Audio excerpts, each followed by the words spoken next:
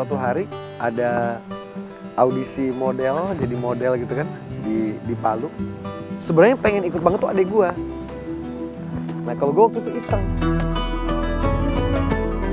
Gua daftar, waktu itu daftarnya 25.000. Lewat proses karantina, lewat proses pelatihan segala macem. Pada malam pentas, sampai juara 2, nomor gue nggak kesebut. Wah, gue bilang ini kalah nih berarti nih kan. Kalau gue kan prinsipnya, nggak apa-apa deh, harapan 3 juga nggak apa-apa, atau kategori apa juga nggak apa-apa deh. Nggak usah juara 1, karena memang ada waktu itu yang ikut juga memang keren banget, dia tinggi, besar, ganteng gitu. Oh kayaknya dia nih menang. Sampai juara 3 nggak dipanggil juga. Waktu itu kan gue undian 10 kan, nomor 10. Gue masih ingat lu gitu nomor 10 tuh. Karena waktu itu acaranya di kolam renang. Nah, tempat kita nunggu sama pintu keluar tuh cuman kurang lebih 5 meter lah. Ada mama itu yang nemenin dia, nemenin kita di situ kan. Ada lama kita pulangin udah nggak mungkin menang lain. Baru jalan 2 langkah dengan juara 1 dengan nomor urut 10. Wah, itu. Hah? Mah itu bukan nomornya Sigit. Iya ya nak, cuma berapa tadi? Sekali lagi kami panggil dengan nomor urut 10. Wah itu yang namanya loncat kegirangan tuh luar biasa. Itu sampai loncat, kalau bisa nyemplung ke kolam renang, pengen nyemplung ke kolam renang waktu itu kan. Itu naik, begitu dibacain hadiahnya, berhak mendapatkan hadiah ini, dan tiket Palu, Jakarta Palu gitu kan, tiket bolak-balik Jakarta untuk mengikuti tingkat nasional di Jakarta. Wah, itu yang namanya senangnya luar biasa itu. Gak nyangka lah. Gue nggak penting tuh hadiah-hadiah motor dan segala macam, gue nggak penting. Yang gue penting ini tiket ke Jakartanya ini waktu itu kan. Gue bilang, kalau seandainya pun tidak ada tiket ke Jakarta, mungkin motornya gue jual, gue mau ke Jakarta kasarnya gitu kan. Sampai di Jakarta, berharap kan bisa jalan-jalan dong. Dulu kan terkenal banget Atrium Senen, terkenal banget tuh, Blok M, Plaza. Itu kasarnya yang harus dikunjungin lah, sama Melawai, kan? Yang ngetopnya banget jam dulu tuh ada Plaza Indonesia. Wah, udah kita tulis nanti ini kesini. Tapi saya pegang sendiri, saya nggak ngasih ke istilahnya promotornya itulah apa namanya dari yayasan, saya nggak kasih tahu kalau saya mau kesini. Ternyata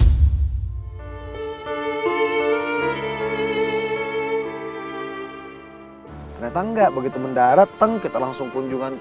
Jadi ada kayak dari, kalau sekarang tuh kayak Marta Tilaarnya gitu loh, kayak gitu-gitu. Ada yusan kesini, ke situ, ke sana, ke sini. Terus kapan gue ke Dufan-nya gitu kan? Kapan gue mau ngeliat mall-mall yang ngetop ini gitu kan? Pulanglah ke Palu.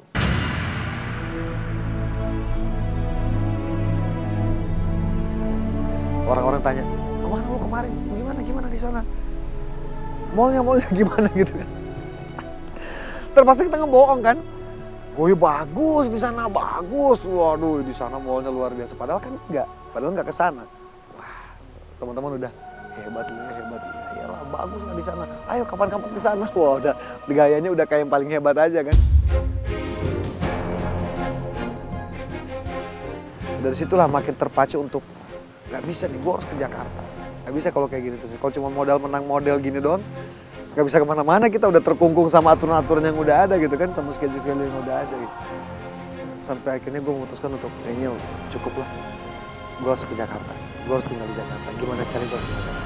Disitulah akhirnya gue bertekad untuk bagaimana caranya gue minta ke orang tua supaya bisa diizinkan ke Jakarta.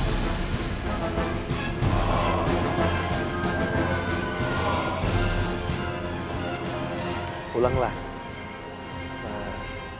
gue dari sekolah gitu kan, pulang dari sekolah. Pas nyokap ada di ruang tamu. Mah, saya udah lulus, saya mau ke Jakarta, gitu kan. Nyokap lagi baca koran. Jadi momen itu saya sampai inget tuh, mungkin saya rasa nyokap lupa. Kalau gue inget momen itu. Jadi kayak penerimaan santri baru ada, itu ada dulu iklannya. Mah, aku kan udah lulus, aku mau kuliah ke Jakarta ya. Enggak, pesantren aja. Mama. Tadi mau dikirim ke Gontor, kamu mending ke Gontor lah gitu kan. Dunia dakwah itu gue sangat suka sekali gitu, memang gue udah terbiasa dari kecil. Di sisi lain ada sisi lain yang pengen bermain musik, pengen kuliah ke Jakarta segala macam, itu yang mendorong lebih kuat sebenarnya jadinya. Ya udah akhirnya ya minta maaf dengan maaf nyokap waktu itu kan.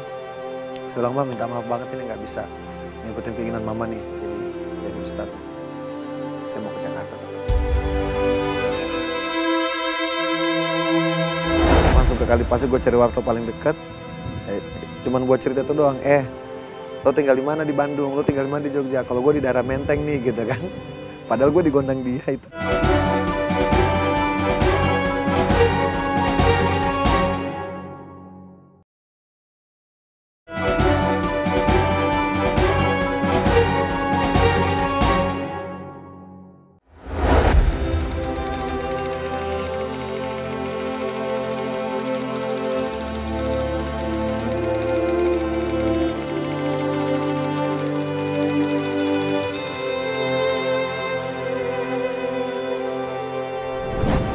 Saya bilang, "Mah, minta maaf banget ini nggak bisa ngikutin keinginan mama nih jadi ustadz. Saya mau ke Jakarta tetap."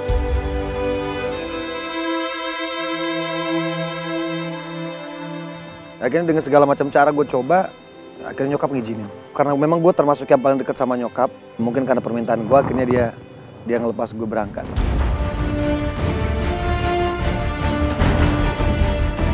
Tibalah hari keberangkatan, gue naik kapal. Gue naik kapal tuh 4 hari kan. Gue naik kapal. Gue masih ingat tuh kapalnya Kambuna waktu itu. Dengan proses 4 hari, ya kan.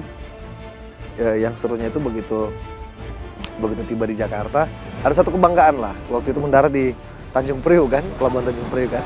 Wih, gila terminal tuh. Itu tuh satu kebanggaan buat kita. Artinya mungkin buat orang Jakarta sendiri pada waktu itu kan, yang namanya terminal mungkin buat mereka aduh sesuatu yang sumpek segala macam. Tapi buat kita dari kampung begitu sandar di pelabuhan Priok itu, wah, kan Tanjung Priok terkenal banget gitu loh. Pelabuhan Tanjung Priok terkenal banget lah kalau di kampung. Malah mungkin orang lebih kenal Tanjung Priok itu daripada Soekarno-Hatta kasarnya gitu kan. Gue lebih sering dengar kata Tanjung Priok. Nah begitu gue sampai di Tanjung Priok tuh, wah itu luar biasa. Sampai gue tuh turun tangga kapal tuh gue pelan-pelan, gue nggak mau kehilangan momen gitu kan. Gue nikmatin banget, waduh, gue lihat dari atas kapal luar biasa. Banyak pabrik-pabrik gitu kontainer-kontainer gue lihat gitu. Hebat. Akhirnya gue bisa juga menginjakan kaki di Jakarta gitu kan, turun pelan-pelan. Jadi proses dari turun kapal tuh sampai ke mobil kakak gue itu betul-betul gue rasakan banget. Gue nggak mau buru-buru nyampe ke mobil gitu kan. Bawaannya kita tuh dulu apa ya? Karena saya bilang tadi teman-teman itu pada ada yang mau ke Bandung, ada yang mau kemana. Nah karena gue kebagian yang Jakarta, ya gue juga gitu. Jujur begitu pertama kalau gue nyampe aja, gue udah langsung ke wartel. Jess, gimana kabar lu? Gue udah sampai Jakarta. Gila, Jakarta seru banget. Hey Jess, kau tahu tidak? Aku ini tinggal di Menteng, Jess. Halo Jess, gue tuh liat Metro Mini.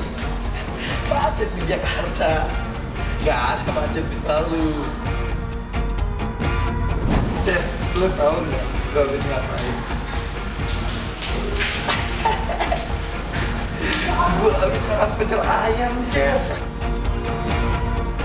Gue telepon teman-teman gue semua di Palu. Proses show off itu memamerkan bahwa gue sudah sampai Jakarta. Sampai di Jakarta dijemput kakak, langsung diantar ke kos-kosan di daerah Gondang Dia waktu itu.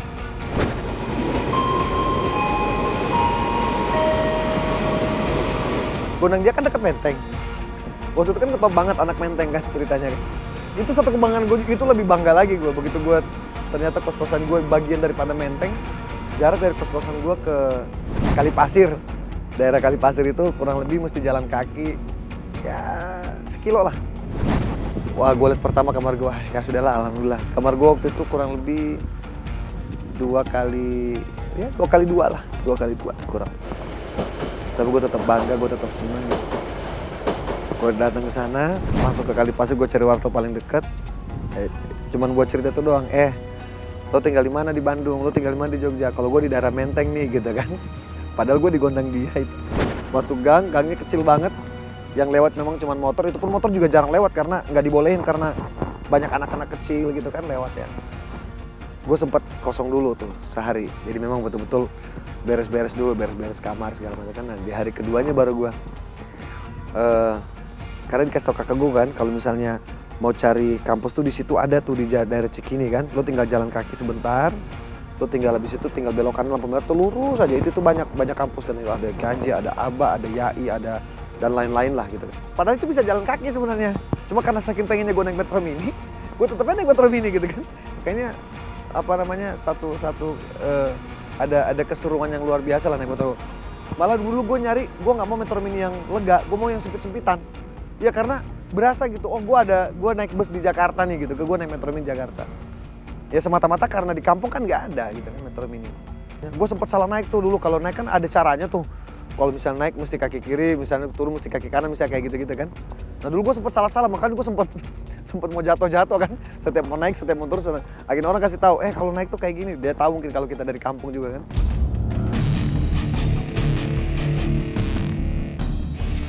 Pada saat disuruh Semen itu, waktu itu kan lagi ngetop-ngetopnya lagu Stinky itu kan. Itu jujur aja, itu baru gue jereng pertama kali. Gue masih inget banget itu nadanya gue main di C.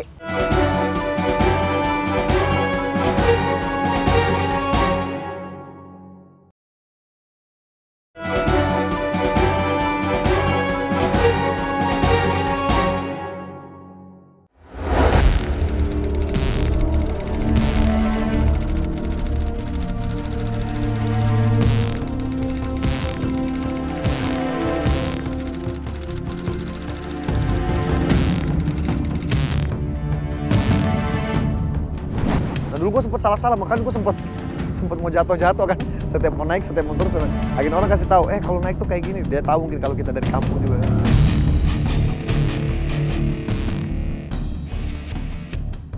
Turunlah di sana kan, di IKJ. Jalan dari depan kan ke dalam cukup jauh.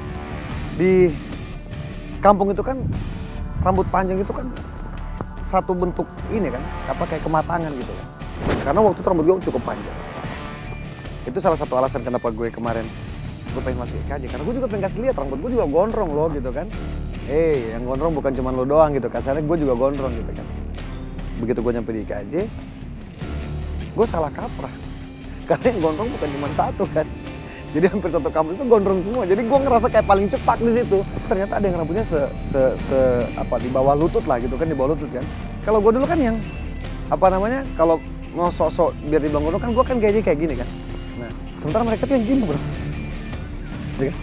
Jadi buat gue, gila ternyata rambut gue masih cepak gitu kan. Itu yang namanya gue langsung thanksin. Ya udah gue langsung, kayaknya gue belum pantas deh untuk masuk di sini.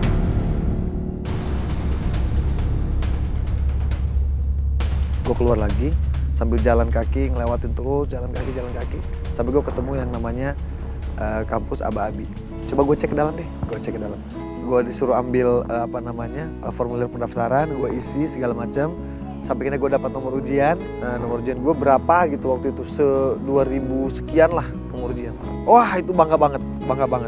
Pokoknya wartel itu menjadi hiburan gue sehari-hari lah wartel itu, karena setiap hari gue laporan ke teman gue. Halo, Ces. Batal aku, Ces. Daftar di IKJ.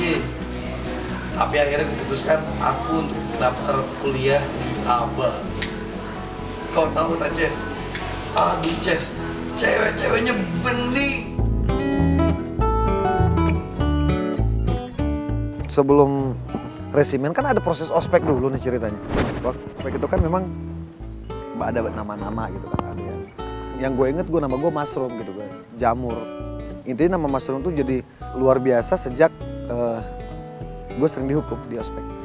Bahkan kita nggak salah pun dicari kesalahan kita supaya kita disuruh ke depan gitu kan.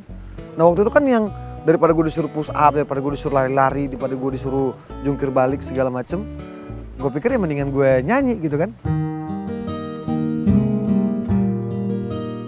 Mushroom, bisa maju gak?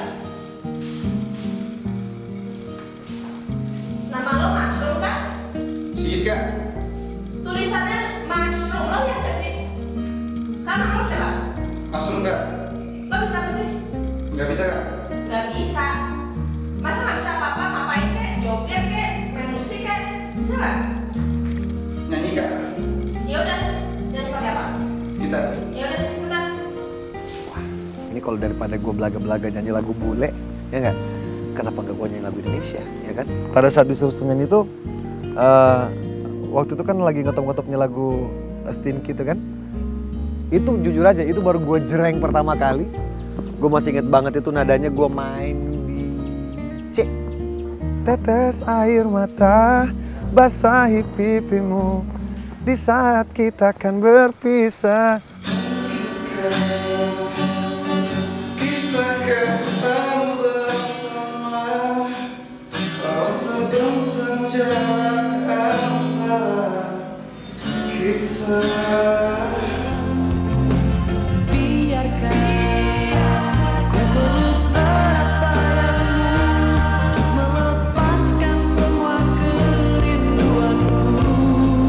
Langsung tepuk tangan. Gue udah kayak Stinky lah waktu itu yang nyanyi. Itu jujur gue dapat perhatian yang luar biasa dari singer-singer perempuan khususnya gitu kan. Tapi kan kita nggak berani suka. Kayak cukup cidaha lah kalau Ungu bilang kan cinta dalam hati aja gitu kan. Karena semuanya bagus, semuanya cantik juga gitu. Jadi nah sementara senior-senior 33 tuh dikuasain sama 33.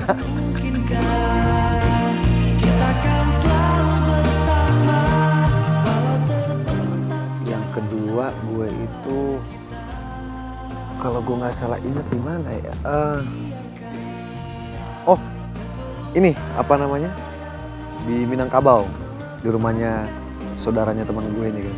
Jadi karena gue satu bangku sama teman gue namanya Andre ini, dia tanya lu tinggal di mana? Gue bilang gue tinggal di Bonang Dia, ya kan?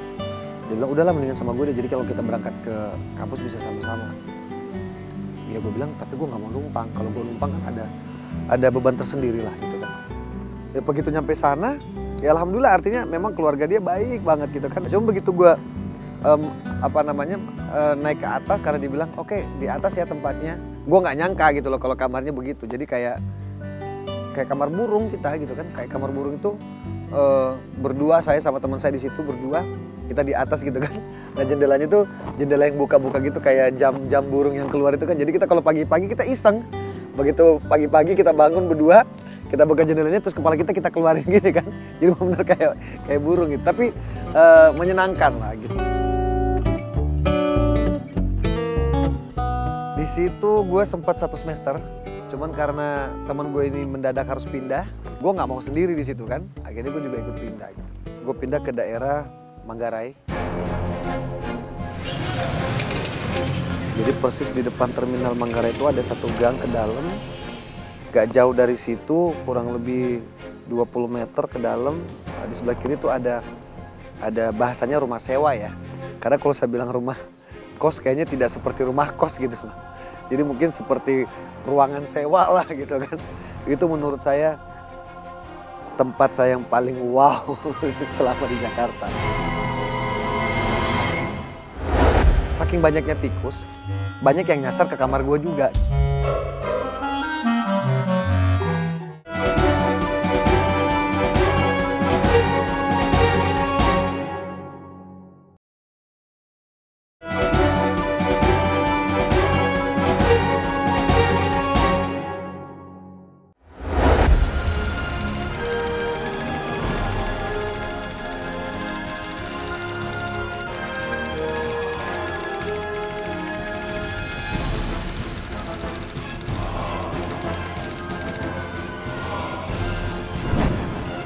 Tempat saya yang paling wow selama di Jakarta. Kebetulan di situ harga kos-kosannya dia cuman 30 sampai 40 ribu per kamar. Di situ kita tinggal nyampur ya sama banyak-banyak orang juga. Dan kebetulan kondisinya menurut saya memprihatinkan sekali. Saya mau tidak mau harus di situ. Karena untuk mencari 40 ribu aja saya waktu itu kan susah. Bagaimana caranya saya dapat uang 40 ribu untuk bayar kos-kosan ini gitu loh. Karena waktu itu kan saya sudah tidak lagi minta ke orang tua gitu kan. Gimana caranya saya dapat uang 40 ribu ya? Kadang-kadang saya ajak teman main ke situ ya kan. Ya paling enggak dengan dia tidur di situ, misalnya nemenin kita di situ, dia bisa bantuin bayar juga. Lucu sebenarnya kalau pagi-pagi itu karena semua orang teriak nyalain air. Jadi di situ yang punyanya itu dia udah ada jamnya. Misalnya jam 6 sampai jam setengah 7 air dinyalain. Jadi kalau lu mandi di atas setengah 7, ya lu sama aja nggak mandi berarti. Lu tinggal lu pakai air sisa bak yang dipakai sama teman-teman yang lain kan.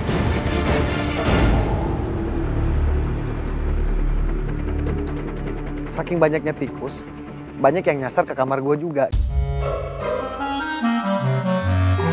Gue tahu lubangnya dia ada di pojokan kamar gue gitu kan. Nah jadi kadang-kadang dia nongol dari situ, dia keluarnya lewat pintu biasanya gitu. Nah bayangin kalau dia nongol tapi pintunya nggak keluar, pintunya nggak dibuka, artinya kan dia nginep di situ. Buat kita juga sudah jadi pemandangan yang wajar, pemandangan yang biasa-biasa aja gitu. Padahal gue termasuk salah satu orang yang sangat takut sama tikus.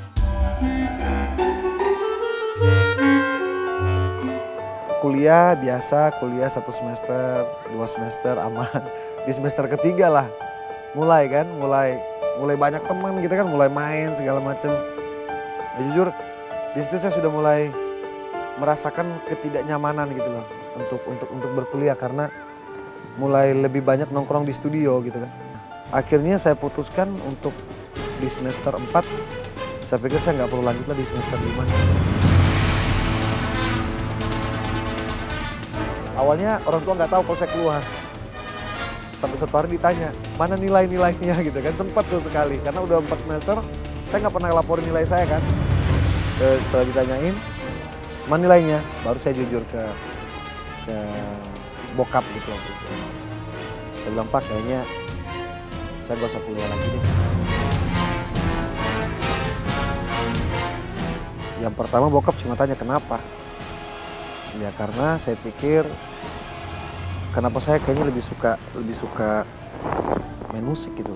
Ya akhirnya bokap cuma bilang satu, hidupmu adalah hidupmu gitu, jalanmu adalah jalanmu. Kau tidak akan terus nempel sama orang tua, ya kan? Suatu hari nanti kau akan hidup sendiri bersama orang-orang yang kau pilih kan. Jadi ya silakan cari jalanmu sendiri.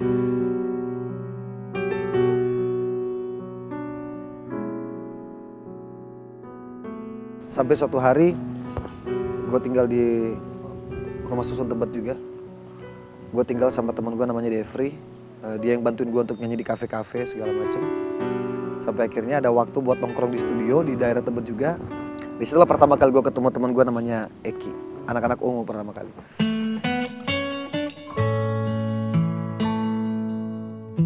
Eki dan Maki waktu itu, Richard, terus ada siapa ya waktu itu ya, Gatot.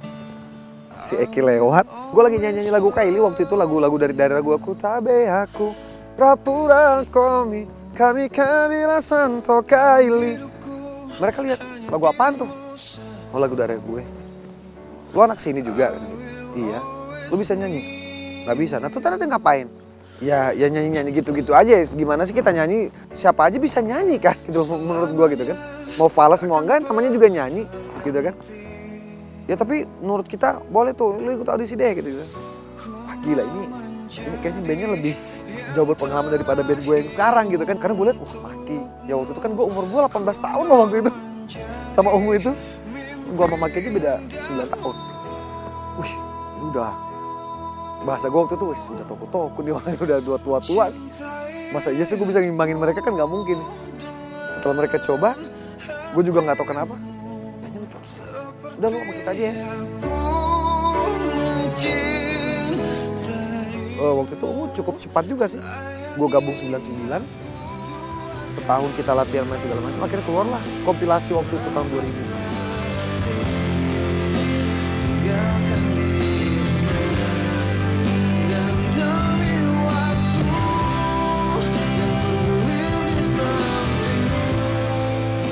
Hari ini artinya merupakan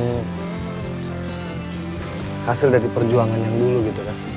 Namun gue tidak pernah melupakan cerita-cerita masa lalu. Artinya perjuangan-perjuangan gue yang dulu untuk menuju ke hari ini tuh tetap gue jadikan sebuah pelajaran, tetap gue jadikan sebuah gambaran atau cerminan bahwa bagaimana susahnya sampai ada di sini gitu. Artinya gue tidak pernah memandang bahwa kisah gue yang dulu adalah kisah yang tragis atau kisah yang menyedihkan. Tapi gue tetap anggap itu sebuah proses perjalanan yang luar biasa.